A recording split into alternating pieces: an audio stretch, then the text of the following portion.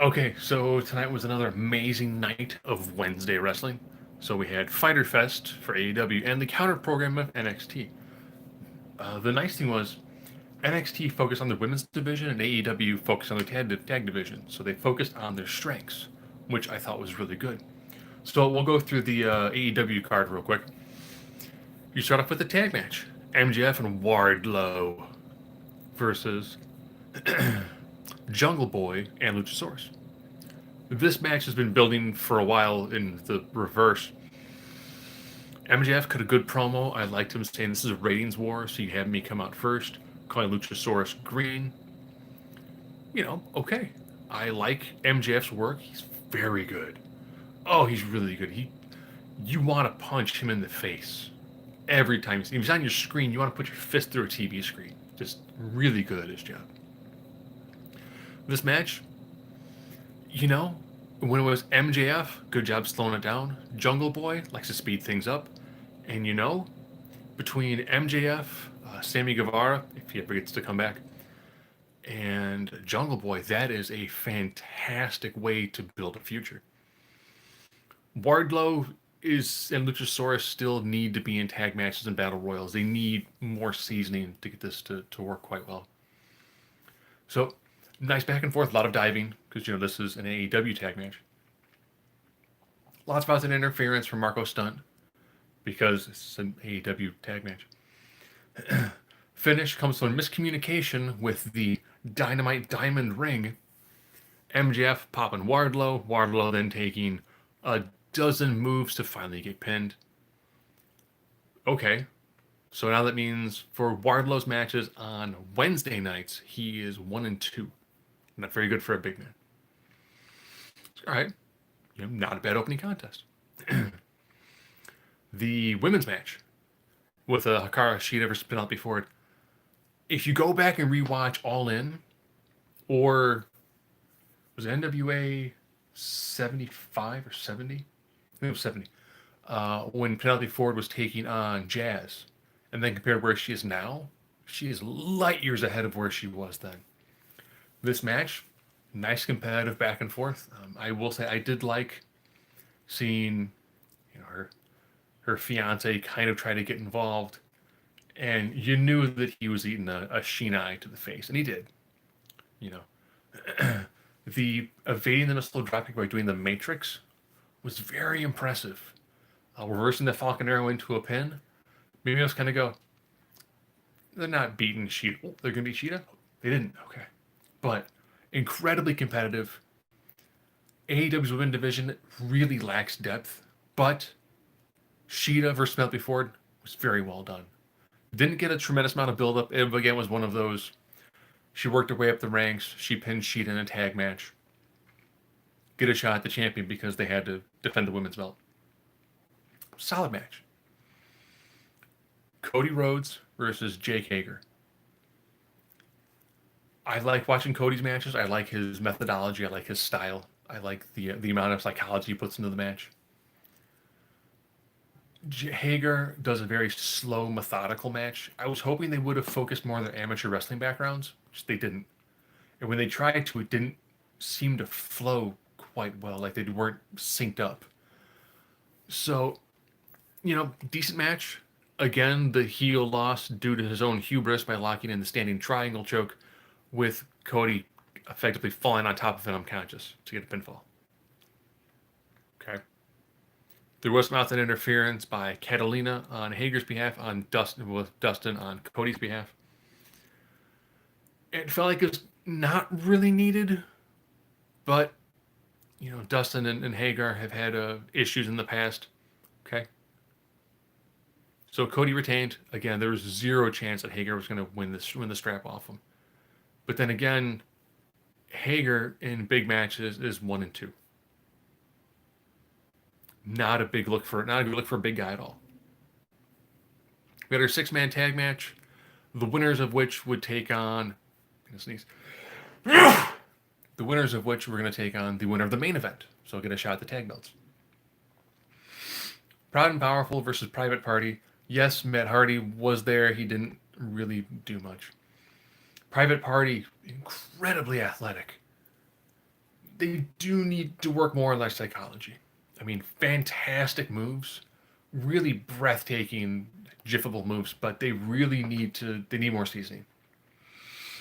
They get the victory over Proud and Powerful, and Proud and Powerful is a very good tag team, but they've eaten a lot of pinfalls. Just seems really odd. So main event, best friends taking on Paige and Omega. Again, if you thought Paige and Omega were dropping the titles, they weren't. Again, if you go back and look at the first AEW event where Paige was to where he is now, Paige has made tremendous strides. So of course, Hangman ends up almost like soloing this match. Gets the victory.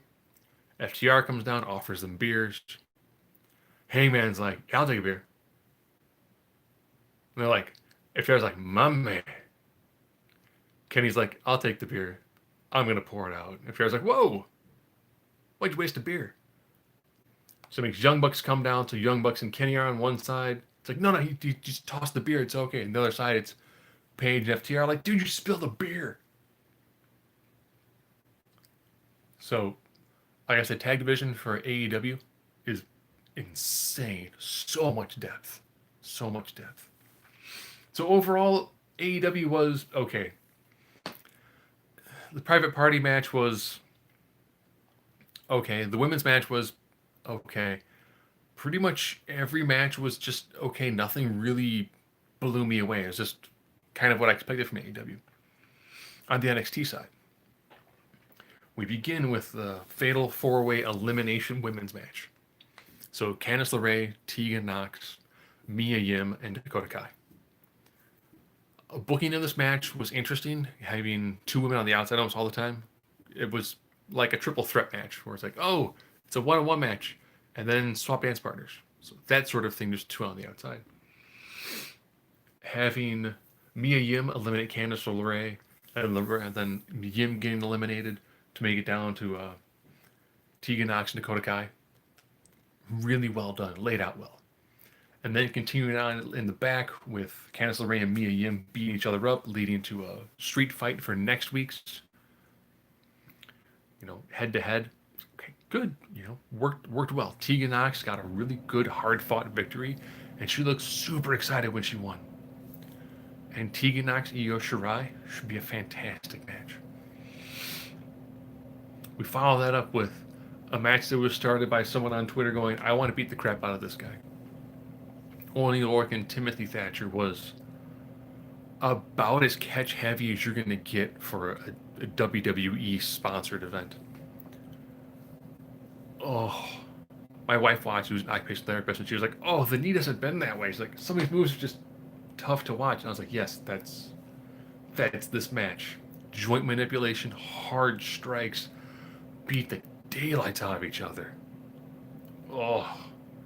So far, Thatcher hasn't had a bad match in NXT. This match was very good. I also really loved the fight pit match they did. So Thatcher, with the right amount of seasoning, is going to be a great mainstay in NXT. It's a fantastic match. Rhea Ripley taking on Aaliyah and Robert Stone. I like Robert Stone was his goofiness in this, trying to have the boxer gear. Again, you knew Ripley was going to just dominate these two, but they did a good enough job with the two of them double teaming, which I liked. It was just the right amount where Rhea was like, I'm not taking this guy seriously. Oh, she almost got pinned. Take him seriously now. The double submission worked very well, showed a nice level of dominance. Again, it showed a great versatility for the women's division. The Dexter Lumis Roderick Strong strap match. I liked the build-up to it where they showed Roderick Strong, I'm going to face my demons. I love the Dexter Lumis character. I still think it's amazing that this is the face in the feud. His very slow, methodical style works very well against Roderick Strong, who has a very good, face-stopping move set with all the heavy, impactful moves. Taking them out to one of the cars out there and faking a spot to put Roderick Strong back into the a trunk worked well. Towards the end of the match, they showed the strap marks on Loomis. He had some nice bruising on him. I mean, it was again a very brutal, well done match. I do wish that the Undisputed Era would look less like geeks in this. You know, Adam Cole still looks very good, but you can tell Roderick Strong and Bobby Fish look kind of goofy in this. But it's continuing a very unique story arc. I still wish things wouldn't have happened the way they do with Velveteen Dream. The allegations of the car accident. I would love to see where they were going with this. A tag team of Dream and Loomis would be interesting taking on the Undisputed Era. But I dig the Loomis visage, the way he does things, his methodology, his movements. The sliding in and out of the ring is fantastic. There's a lot of really good small character bits here and there that work really well. And we get to the Dream match. Io Shirai, Sasha Banks. This really does show how good Io Shirai is and how good Sasha Banks is. Because these two were hitting a level of speed we don't normally see in American women's wrestling. If you watch, Stardom and all that, this is fairly common. But for the American style of women's wrestling, they were very quick and very snug. And it worked well. And I liked how Bayley would get involved for a little cheating, whether it's honking the car horn, doing things to disrupt the flow of the match to help Sasha Banks get close to a victory. Having Bayley get involved towards the end, which had led to Asuka showing up, spraying the mist in the face of Banks, which then led to Io Shirai hitting the moonsault. I liked it when Io Shirai went for the pinfall. She covered her body on the face of Sasha Banks. I hate when it's a miss spot and the person just pins them. It's like Rush looking right there at someone's bright green face. No. Moonsault, hooked the legs. She slid like her thigh over Sasha's face so you didn't see it. It's like, that's good. That's really good. I will say for the first night, I'm leaning towards NXT. NXT didn't really have a bad match per se. And I did women's wrestling, so it was definitely good that they really, really heavily threw some fantastic women's matches on this. Now for Fyter Fest Night 2, there will not be a Dean Ambrose Brian Cage match. Instead, they will take on it Fight for the Fallen, which they say is in 2 weeks. So they'll do a third pay-per-view-esque style event. So I don't know what NXT is going to do to try to counter-program that, but if it keeps up like this, I really don't mind, because these are some fantastic nights of wrestling.